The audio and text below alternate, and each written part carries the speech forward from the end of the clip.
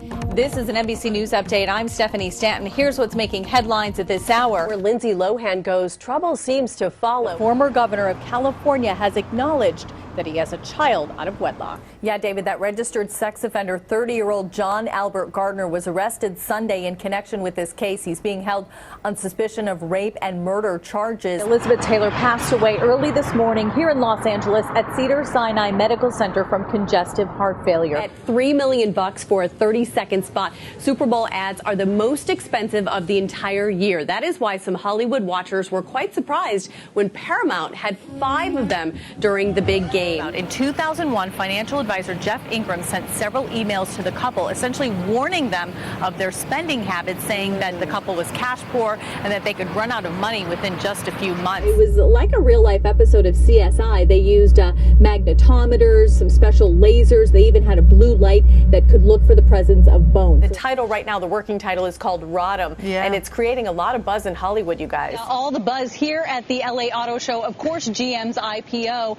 And joining us now is the Vice President of Marketing, Joel Iwanek. Thank you so much for being with us now. I'm Stephanie Stanton, NBC News, Los Angeles.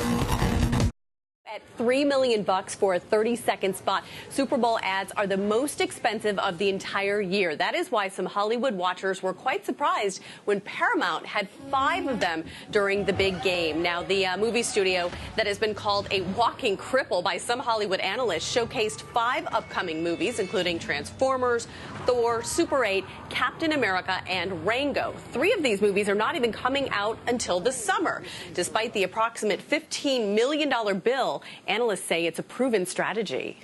There is a long list of case studies that point out that movies that are advertised in the Super Bowl that open up months in advance do pretty well at the box office.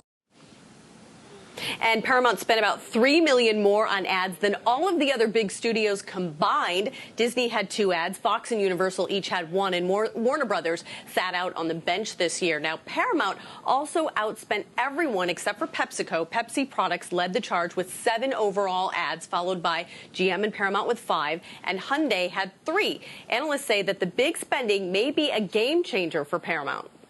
It's kind of unusual for any movie studio to promote 5 movies in the Super Bowl, but especially for Paramount because, you know, they don't have a reputation of, say, a Disney or Warner Brothers of really opening up their wallets and spending, you know, tens of millions of dollars in promoting their films.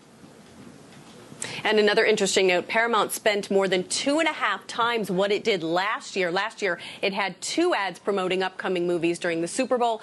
Those movies, Shutter Island and The Last Airbender.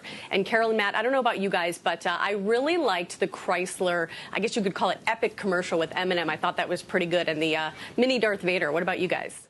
Good morning to you, Tamron. You know, where Lindsay Lohan goes, trouble seems to follow. Just as the actress is on the verge of a professional comeback, drama seems to be the driving force behind her personal life. The crash happened on this stretch of the Pacific Coast Highway in Santa Monica, California. Lohan was on her way to the Malibu set of the Lifetime movie Liz and Dick when her black Porsche collided with a dump truck. These photos from TMZ show the mangled car. Lohan was taken to the hospital by ambulance where she was treated and back on the set later in the day. The police say that they did test Lindsay and that they determined she was not driving under the influence. The accident comes as Lohan was once again trying to put her troubled past behind her. It definitely was something that had a lot of people wondering, gosh, is she just sort of doomed for these kinds of things to happen to her? Her legal troubles began in May of 2007 with her first DUI arrest. That same year, she entered rehab for the first time in what would later add up to 250 days in 5 different rehab centers, including Betty Ford. Court appearances like this became routine for Lohan, who went before 4 different judges in some 20 court dates. If you violate the law, I will remand you and set no bail. In the past 5 years, Lohan was sentenced to jail 6 times, but served less than 2 weeks behind bars due to overcrowding. Finally, after completing community service, she was released from felony probation in late March and began rehabbing her image. First, a stint hosting SNL. Then, during an appearance with Matt, the actress talked about her upcoming role as Elizabeth Taylor. I'm really honored and I will not let anyone down, especially myself. While producers are betting on Lohan's performance, they're also protecting their interests. They have a lot of insurance taken out on her, and in fact, the executive producer said to me that Lindsay Lohan is now the most insured actress to ever walk on a Hollywood soundstage. The cause of the crash is still under investigation this morning. With so much at stake for Lindsay Lohan, time will tell if Hollywood is ready for yet another good comeback story. 3, 2, 1. With the push of a button, Hugh Hefner lit the iconic bunny for the grand opening of the new Playboy Club. Where else? Sin City.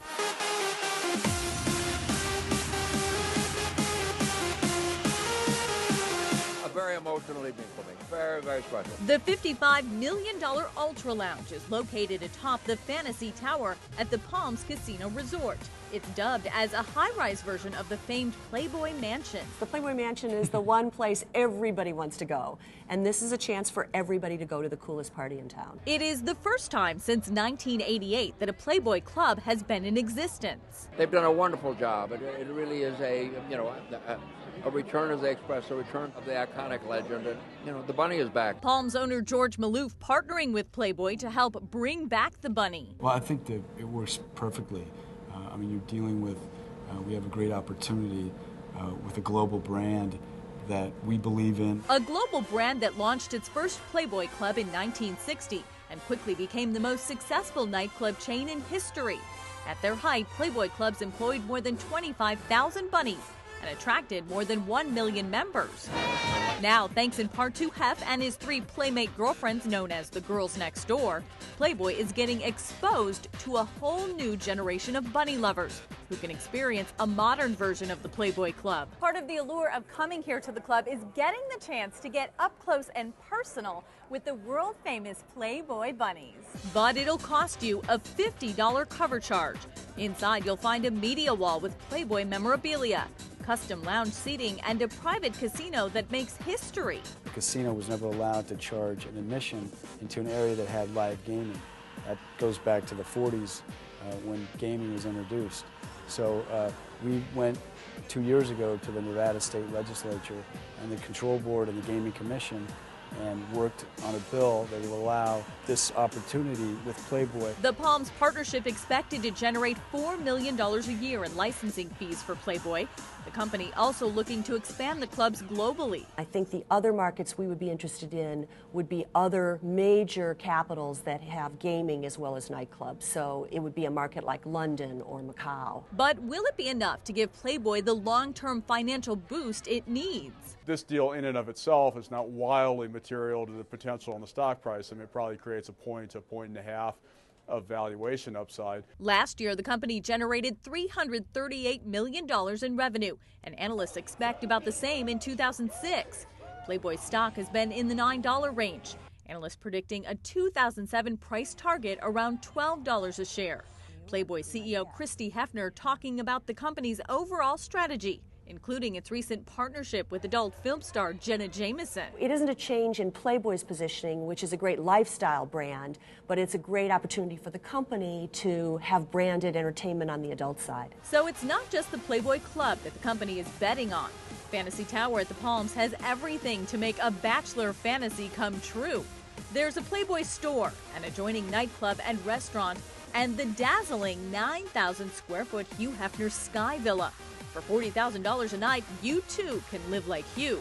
There's a media room and the Hugh Hefner signature rotating bed. Did we mention that Hef stays for free? Like they say, what happens in Vegas stays in Vegas. On the Money, Stephanie Stanton, CNBC, Sin City.